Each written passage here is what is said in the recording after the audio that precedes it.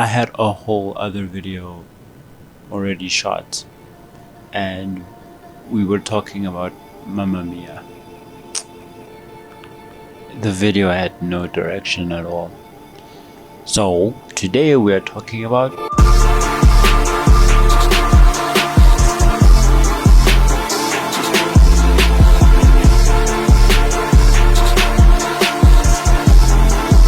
why are we talking about South African film and television? As a child, I have never actually been a fan of any South African form of media. I'm finally here. My heart is pounding. 50,000 fans screaming. This you cannot deny that Supa Strikas was actually the best cartoon show that played on TV, as well as the comics. I read the comics as well, but I never really liked South African content, specifically the movies, only because there's just something lacking about South African content. Something lacking. So I'm going to actually mention the movies I've seen, not the series, because we don't want to talk about blood and water.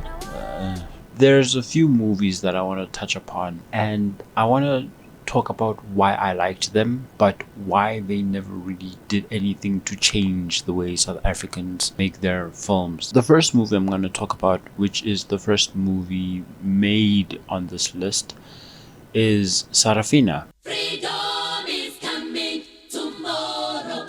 Get ready, mama, prepare for your freedom. We all know June 16. Sarafina, when I first watched it, I watched it back in 2016, and I'm thinking, oh, this is the first time they made a movie about the apartheid system in 1976. I thought the movie was made in 2016 or was released in 2016, but no, it was made in 1992, before the apartheid regime was even abolished. I watched it in 2016 and I liked it. It was scary, there was blood and It was a really good movie for a kid my age. And then, we live in South Africa and reruns do exist. And when I say reruns, I mean ongoing repetitive reruns. And that's what happened with Sarafina. Every single year, it's just Sarafina. It was getting very annoying. I actually did not enjoy the movie after seeing that they were going to continuously repeat the movie every single year. And then I decided I want to write a story based in 1976. I have to do research surrounding 1976 and anything before or after the events that happened in 1976. Unfortunately, I had to watch Sarafina, and watching it on my own as an adult, I did enjoy it, but I found it to be very stage-like. It felt like everything was supposed to be on stage. I did my research and I found out Sarafina was originally a stage play, meaning somewhere in the 1980s, the creator of Sarafina, who is actually in the movie, he plays the cop. He's the one that sends the dog out to the guy named Crocodile. He's actually the creator of the stage play Sarafina, and then he helped adapt it into the movie. When I found out about this information, I was like, oh, okay, so that's why it gives off a play-like vibe. That was the issue with Sarafina with me. I wasn't watching a movie.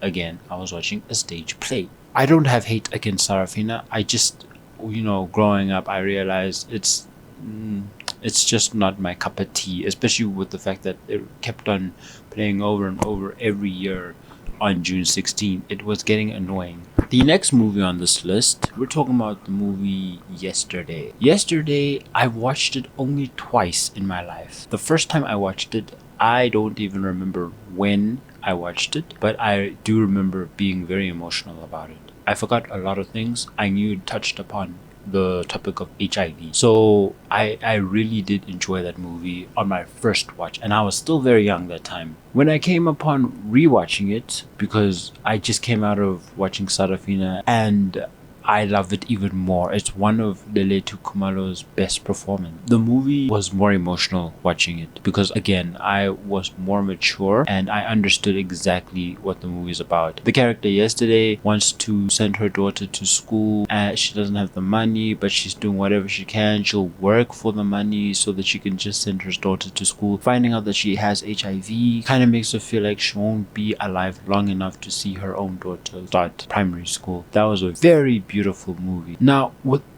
yesterday, I have no issue with this movie. It's a perfect movie to show how South Africans live whenever they hear that they have HIV, especially in the early days where the treatment wasn't really well known. It wasn't everywhere, right? It wasn't distributed everywhere. So watching this movie made me feel scared for the character yesterday because I want her to also see her daughter go to school. Compared to Sarafina, I would say it was a 10 out of 10 for me in terms of South African movies. The next movie on the list, I think this is where Mr. Bones comes in. Okay, I'm gonna be straightforward with you. Any Leon Schuster movie that ever exists, I'm not a fan of. I'm just not a fan of his comedy. It's not good.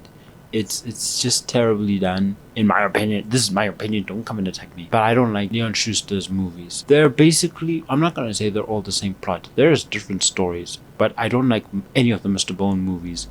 Mr. Bone 1 is a classic, yes. But same as yesterday, it had the same treatment where it would be constantly repeated on every single channel that existed.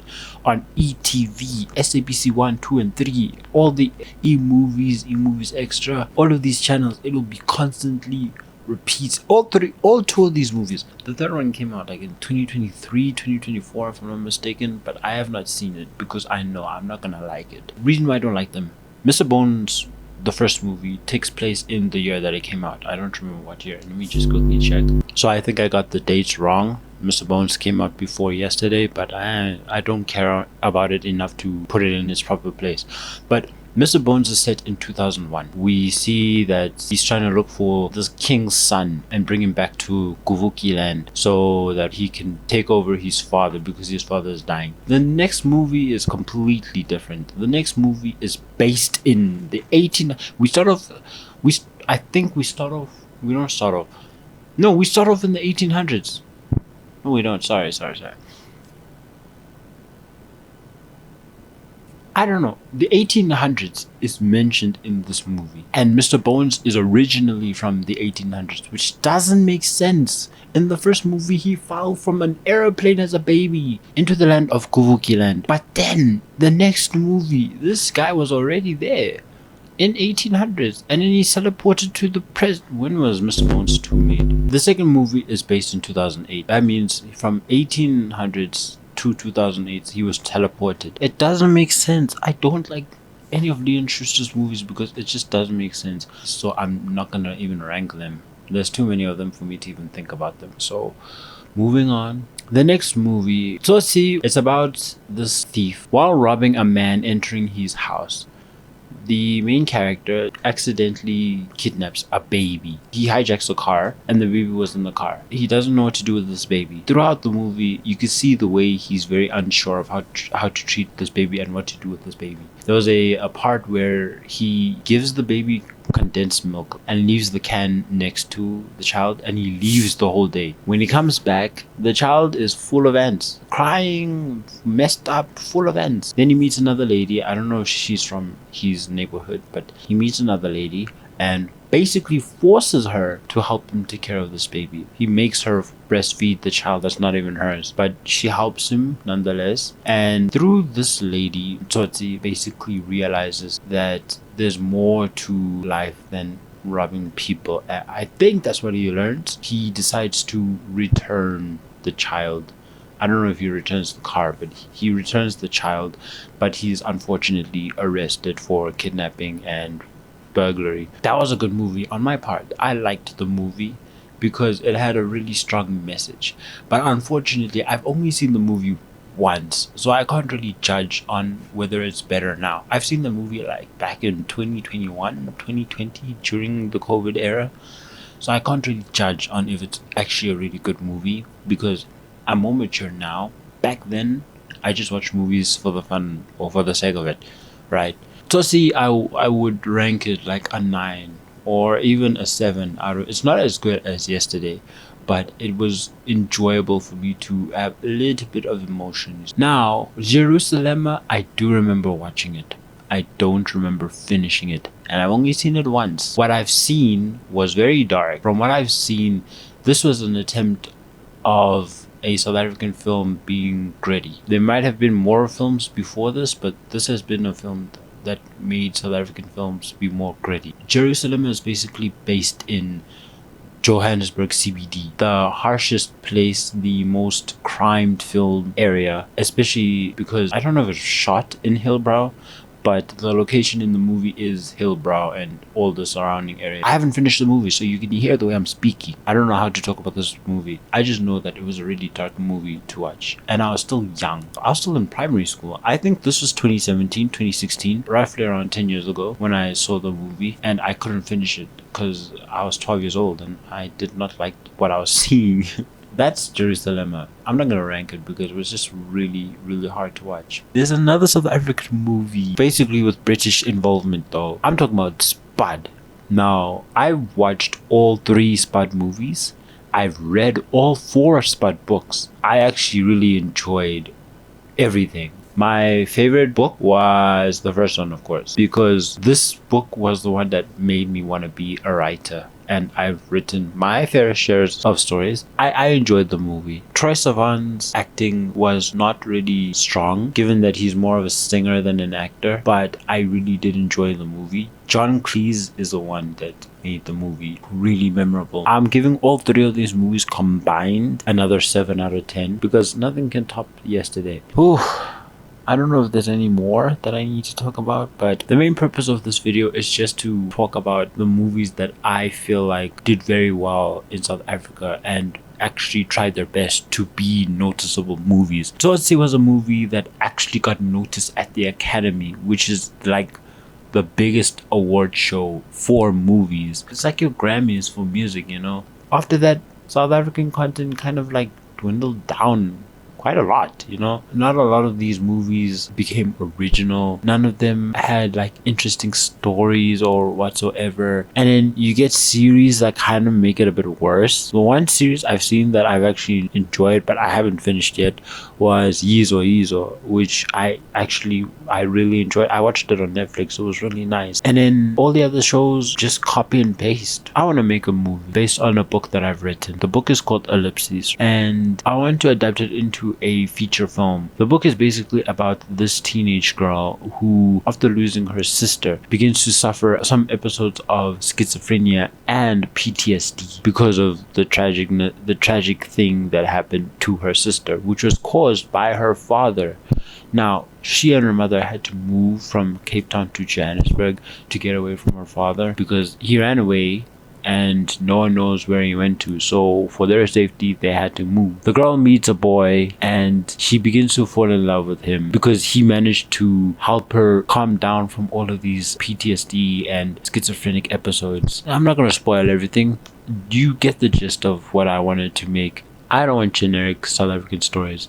I want to be as authentic as possible. Yes, I haven't seen all of these other shows like The River, Isono, all of these other shows. I haven't seen them because I don't want to see them. If you're going to continue making the same kinds of stories that are very similar, that have the very same feeling, because when I'm watching Rhythm City, Scandal, and Scheme Sum, they all have different characters, different stories, but everything somehow feels the same. I'm tired. I want to sleep, but this is just, you can hear how pissed off I am because I want the South African film and television to be taken seriously, right? I feel like we as a country, we're not taking the industry seriously. And those who are part of the industry, they are really struggling. They want to get their voices heard. They want to show their work, but they're either shoved down or never get the opportunity to do so. Or when they do, their work is turned into something completely different, which is what they also do in Hollywood, but they do it a lot here in South Africa as well. And anything that is a good story it's just gone. Currently it's 3:41. It's almost 4 o'clock and I still have to edit this video, so I think we should go to sleep. I mean, I've gone through the list of movies that I've enjoyed. I've talked about the things that I don't enjoy about the South African film and entertainment industry. Now I'm just going to sleep because there's nothing else I can talk about. Otherwise, if you want me to continue to rant, you'll get another video in the next few months. Because even if I try to say something, it's not going anywhere. I don't have a lot of followers to take my words far enough. Tomorrow is good. Today is Good Friday. Yeah, today is Good Friday. So I have... Good night.